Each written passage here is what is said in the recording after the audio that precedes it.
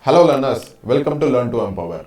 In this session, we'll be looking into the most important article of the day. Today's date is 22nd, and after analyzing the newspapers of Hindu, Indian Express and the Live Meet, we came across one of the important article, that is the National Border Guard.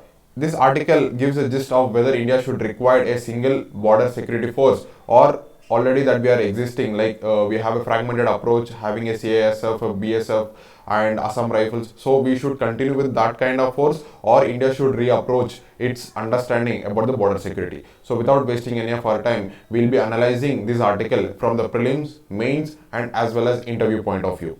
Now, the context of the article says, in the past few years we are seeing that in our neighboring countries, especially starting from the Doklam and followed by the Galwan crisis, China has escalated the armed activities, resulting in enhanced cross-border infiltration and armed intrusion. We have came across many news where starting in the 2017, the Doklam crisis was very much in the news, and in the 2020 and 21 we have seen the Galwan crisis, like the five-finger point, the standoff that was happening between India and China very frequently. This is happening very frequently, and this is one way of Chinese way of approaching India in terms of border security and in terms of its national forward policy of China. Even if you remember, there were border laws that were passed by the China, so that it has changed some of the names of villages in Indian part of Arunachal Pradesh.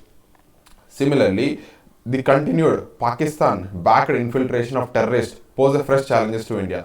The Pakistan-backed challenges, like it is not new to India, but it was there since the time when the Pakistan was divided, right? Even we went to the war in 1949 also, where the Pakistan-based militia were sent to India in terms of infiltration, right? Now, the two recent developments initiated by China have made our borders more vulnerable. What are those changes? One, the China's land border law. As I said, that this law given the People's Liberation Army of China some extra powers to deal with the border forces, right, will enhance Beijing's aggressive posture, and it is aimed at resolving the border dispute on its terms.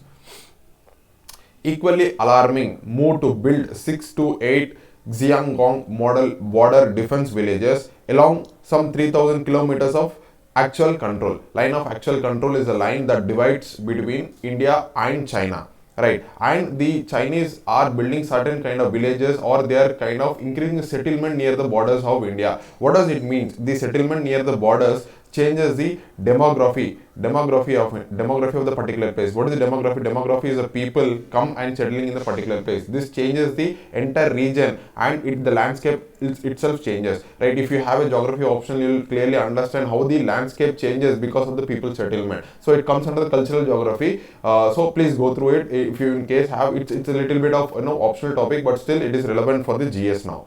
Now you can understand this. There is a picture here which explains the Aksai Chin is the China, even it is India, but it is claimed by China, right? And there are some border dispute that is there in the line of control with respect to the Pakistan. Line of actual control is with respect to the China, right? And there are many border. There is a Siachen glacier here, right? And there is a line that divides NJ9862, which divides the line that divides India and the Siachen glacier, but there is no dispute per se there, but still we need to analyze those things as well.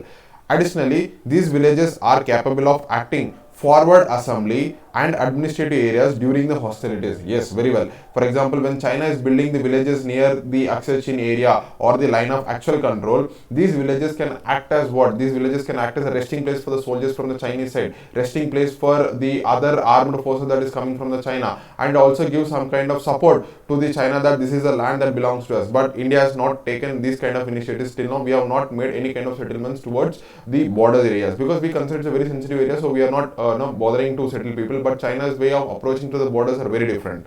Now, the two villages are already came up the disputed area across the Arunachal Pradesh. These developments warrant a comprehensive review of the border management to ensure all weather security to our borders.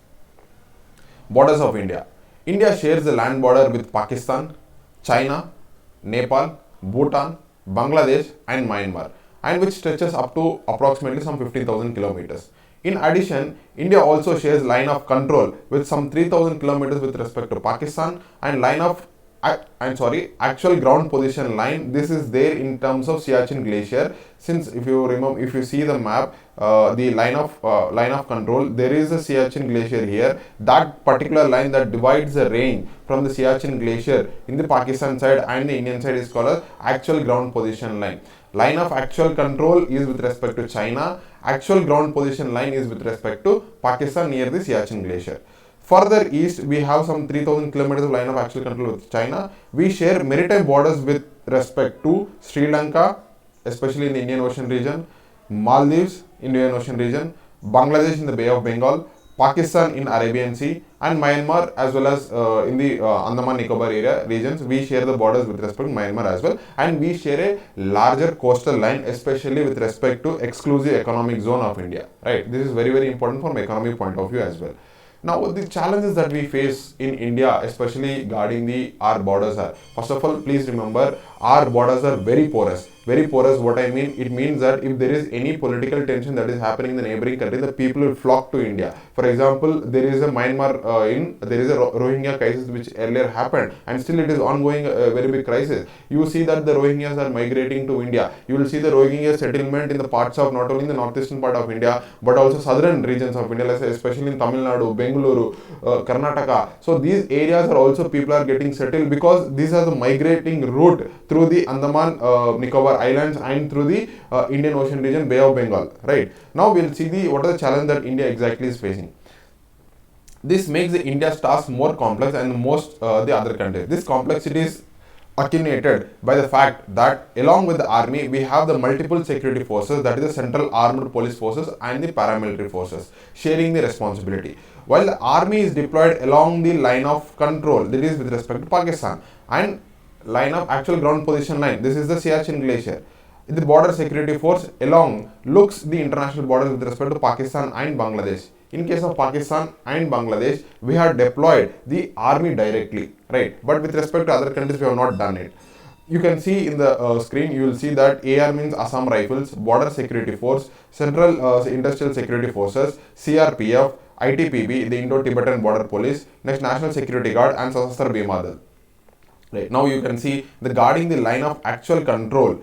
Line of actual control has been assigned to the Indo-Tibetan Border Police and the Assam Rifles. Line of actual control is with respect to China. We have just seen it. Right. So this has been assigned not to the army but to the Indo-Tibetan Border Police, which comes under Ministry of Home Affairs, and there is a separate exam that has been conducted by Ministry of Home Affairs for this recruitment, that is Assistant Commandant CAPF exams. Right. Now the next is the Sasastra Bhima Dal is been responsible for guarding the borders with respect to Nepal and Bhutan. For Nepal and Bhutan, it is SSB. For the Tibet region, it is the Indo-Tibetan Border Police. Now, the Assam Rifles looks our borders with respect to Myanmar. Please remember, Assam Rifles is not under the Ministry of Home Affairs, it is directly under the Ministry of Defence. And the people are recruited directly from the defence itself. In a nutshell, in addition to the army, we have 4 agencies guarding the borders with 6 neighbours. Conversely, maritime borders are guarded by the single agency, that is the Coast Guard. Directly, the Coast Guard is guarding all the border regions. Navy is something very different, but the Coast Guard is actually guarding the borders with respect to all other countries. But when it comes for the land border, it is not the uniform agency. But please remember that uniform agency, if we go for the training and purpose, requires a lot of uniformity in it. But when we have a fragmented approach, we have a fragmented way of understanding the region. For example, in the western side, in the Pakistan, you have the Thar desert, so the force has to be raised something very different. In the eastern side, especially in the northeastern side, you will see that it is the lush green forest. So it's a lush green forest, and the forces has to be very different to be trained in the particular region, right? So we need to cater all those needs for the our borders are very different. For example, you take the borders of Pakistan, right? Especially in the Siachen Glacier region, it's a cold desert. So we need to have the forces which understand the local climatic conditions.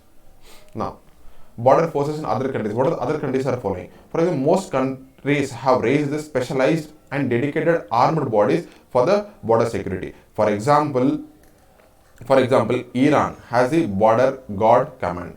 Italy has a Border Police Service. Russia has created a Border Guard Service, whereas US has the Homeland Security. Closer to home, which is China, It's a people's armed police. While the Pakistan has frontier crops for its western border and the ranger looking at the Indo-Pak border.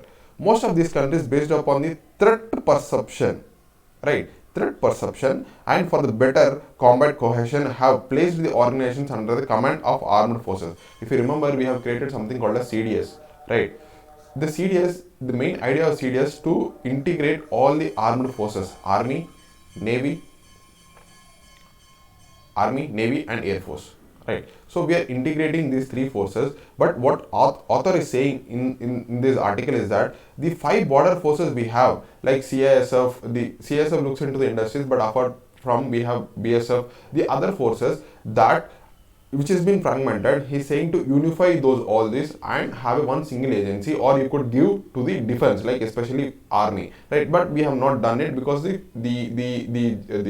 demography, the geography of the region is very different and we need to understand all those things. For example, in case of Nepal and India, we don't have any strict border regulation. It's open porous because we share the cultural ties with respect to Nepal, right? And with respect to Sikkim, not Sikkim, but with respect to the Bhutan, right? Now we can understand the border forces in India. In India, we have unwieldy arrangements, right? What are that? As a result, there is a lack of coherent policy of training, planning, and conduct of guarding operations. Overall coordination is also affected. Going by the instances along the western borders, our adversary has often escalated the violations by resorting to the prolonged use of military resources. Because our enemies, the so-called enemies that we have in Indian region, they understand that these forces are not trained in a single uniform structure. They know the lacunas, they know the weaknesses of the each and individual forces, and they are attacking in that direction. Similarly, their modus operandi has also undergone a qualitative change whereby they have buttressed border security by co-opting the military battle drills and subunit tactics such as sniffing, launching raids, ambushes along the LOC, international borders, etc., etc. Chinese provocation along the line of actual control are the military operations. Clearly, the peacetime scenario is now by and large is militarized. In this scenario, India needs a single security agency adequately equipped, suitably armed and trained in the advanced military drills and such tactics to guard our borders. The man force and infrastructure should be created by pooling and merging the resource of the CAPF and the Assam Rifles. Further, to augment the battle efficiency, a fixed percentage of manpower, including the officer cadres, should be drawn as a deputation from army. What is the deputation from army? Even though you have different forces, let us say you have different forces which is under the Ministry of Home Affairs, but there is separate ministry called Ministry of Defense. The deputation says that certain officers from the defense can be deployed here in some key positions so that they understand what is actually happening in the ground position, right? They can be given a key position. This is called a deputation. For example, Assam Rifles done the same way. Now, the proposed outfit, let's call it is, now the author is proposing one new idea concept that is called National Border Guard. He's saying you government please raise something called as National Border Guard should have an explicit mandate to effectively retaliate against the cross-border transgression and stabilize the situation till the operations are taken over by the armed forces, right? Till the armed forces comes and take over the operation, till then the national security forces or National Border Guard which he is proposing should handle the situation till the other armed forces comes and join the main force or the battlefront. Now, way forward that can be analyzed from this article is that to sure the desired training and operation standards in the National Border Guard should be designated as paramilitary forces under the Ministry of Defense. He is saying that the force that is going to be raised as National Border Guard should be a paramilitary force, but it should be under the Ministry of Defense. What? It's very simple that the deputation of the people can be happening in a smooth manner rather than inter-ministerial manner. Finally, a collateral spin of an opportunity to prune the bulky CAPF into cohesive, lean and efficient force. ITPP and Sasastra Bhima Dal should be fully merged into the new outfit. The BSF and CRPF still have an important internal security duties and can be partially merged. Why the author is saying is that CRPF has an important duty, especially in controlling the Maoist insurgency in India. right? Now, if you remember, this is the Dandakarnya plateau, where this is Dandakarnya plateau. This is the region which is prone to our red.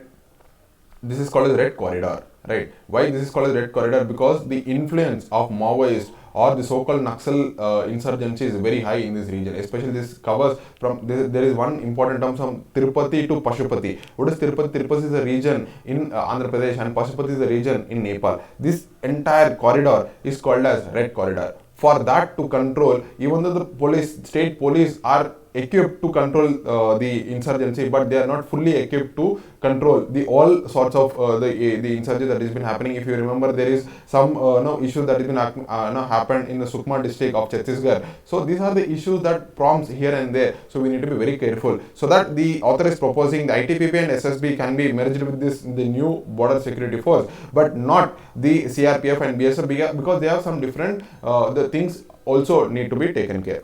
The reorganized Assam Rifles too should retain its role and conducting the counter-insurgency operations and act as a reserve for the army of the conventional operations. Right. So you need to also understand one of the important key terms is that the CAPF is the one which is heavily man crunched. Nothing but if you take the one of the wing of CAPF, that is CRPF, it is heavily man crunched, that the people, they don't have the manpower to tackle the insurgency, right? So the government should take care of all those things, and the pay and the duty hours, because of the man crunch, the pay and the duty hours are very less, and the border force as well as the CRPF is very distressed in this situation. Right. This is an article which is very important. This article is very important from your GS3 internal securities point of view, and there is Central Armed Police Force as a separate topic that has been given in our syllabus. So this is the analysis of our editorial. You can take the editorial from the mains point of view as well as from the interview. If the interview questions were asked like whether India should require a national security guard as a single agency rather than a fragmented approach. You can actually have a very good analysis and insights into this article. So till we come up with the next article tomorrow, till then, take care. Thank you.